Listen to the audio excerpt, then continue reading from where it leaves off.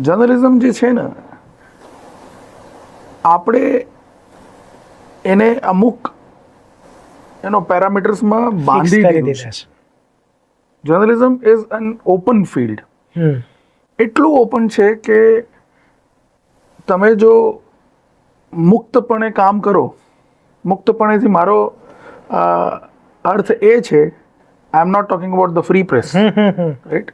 મુક્તપણે જર્નલિસ્ટ મુક્તપણે કામ કરવાનો અર્થ એ છે કે તમે દરેક બાજુથી જ્યાંથી બી મળે માહિતીને એક્સેપ્ટ કરવા તૈયાર છો. That is very important when you talk about journalism. Facts શું છે?